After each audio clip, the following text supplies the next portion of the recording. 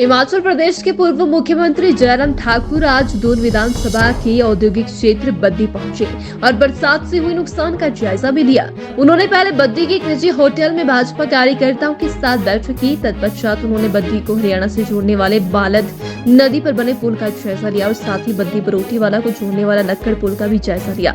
वहीं पर मीडिया से बातचीत करते हुए जयराम ठाकुर ने कहा कि हिमाचल प्रदेश में हुई आपदा में केंद्र सरकार हर संभव सहायता कर रही है और केंद्र सरकार ने प्रदेश सरकार को राहत के तौर पर पहली किश्त 364 करोड़ फौरी राहत के लिए उपलब्ध कराई गई है, पर फिर भी प्रदेश के मुख्यमंत्री जनता को गुमराह कर रहे हैं। पूर्व मुख्यमंत्री ने कहा कि इस आपदा की घड़ी में सबको मिलजुल कर कार्य करना चाहिए, न कि राजनीति कर प्रदेश की जनता को गुमराह नहीं करना चाहिए। साथ ही उन्होंने कांग्रेस के मंत्रियों पर तंज कसते हुए कहा कि उनमें आपसी तालमेल नजर नहीं आ रहा है। एक मंत्री अगर बयान देता है तो दूसरा मंत्री उसे नीचा दिखाने की कोशिश करता है। इस बार बरसात के कारण हिमाचल प्रदेश में बहुत बड़ा नुकसान हुआ है और आज मैं यहाँ बद्दी के इस इलाके में आया हूँ और मैं देख रहा हूँ कि जिस प्रकार से यहाँ नुकसान हुआ है वो चिंता का विषय है।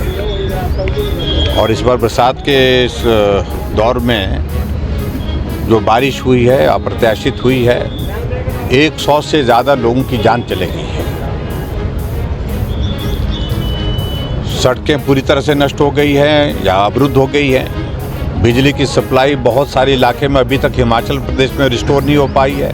पानी की सप्लाई अभी तक रिस्टोर नहीं हो पाई है और बहुत सारा इलाका ऐसा है कि जहां कम्युनिकेशन का सारा मैकेनिज्म जो है वो बिल्कुल तबाह हो गया है। और यहाँ बद्दी में आकर के भी हम देख रहे हैं कि यहाँ पर भी जो 2 पुल है, दोनों पुल को बहुत बड़ी क्षति, एक पुराना पुल जो जहाँ हम खड़े हैं हमारे से पीछे जो बना था, तो वो पुल का एक बहुत बड़ा हिस्सा बह करके निकल गया है। और उसी के साथ साथ में जो दूसरा पुल नीचे वाला जहाँ हम अभी इससे पहले गए, जो हरियाणा को जोड़ता है, उस पुल का वो पुल भी एक तरह का लगता है कि अनसेफ हो गया है, क्योंकि उसके नीचे के जो बेस पूरा हिल गया है उसका। और ऐसे में कितना सुरक्षित होगा वो, ये सारा मुझे लगता है कि एक जांच का विषय है। लेकिन हमारे लिए थोड़ा सा राहत का विषय है कि जो पुल हमने बना करके तैयार किया था यहाँ बद्दी में, दूसरा पुल जो नया, उस पुल से कम आने जाने का रास्ता जो है वो बहाल हो पाया है, वो चला हुआ है, ठीक तरह से सुचारू रूप से चल पड़ा है। और इस क्षति के लिए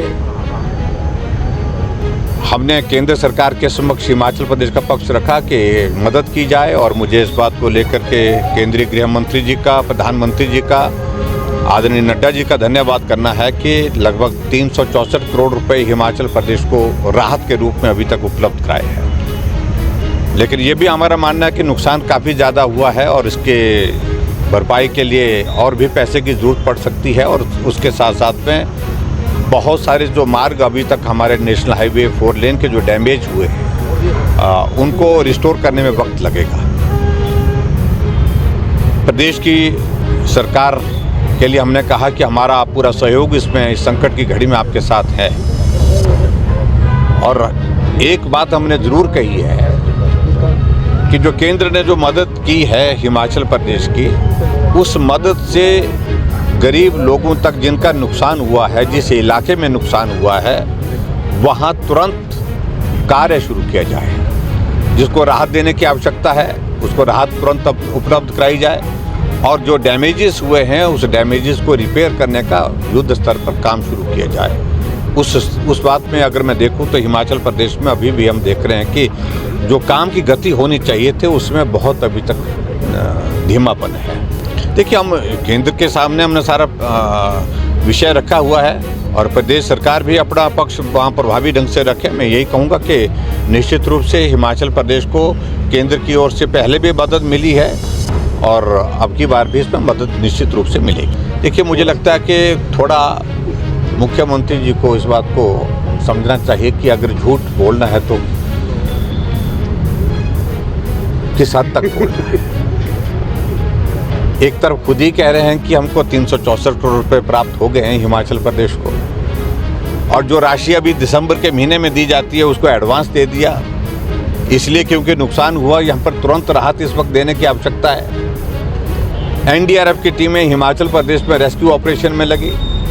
आर्मी के हेलीकॉप्टर हिमाचल प्रदेश में आकर के लोगों की ज़िंदगी को बचाने के लिए रेस्क्यू ऑपरेशन में लगी, और उसके बावजूद भी मुख्यमंत्री अगर इस बात को कहें कि कुछ नहीं किया है तो मैं समझता हूँ कि बहुत ही दुर्भाग्यपूर्ण। देखिए, सरकार की पहले दिन से ऐसी स्थिति है, एक मंत्री कुछ बोलता है, दूसरा मंत्री कुछ बोलता है और तीसरा कुछ और बोल जाता है। पूरी इस तरह की स्थिति है कि सरकार का मंत्रियों पर तो नियंत्रण है ही नहीं। सब मंत्री बोलते हैं कि हम तो, कोई बोलते हैं कि हम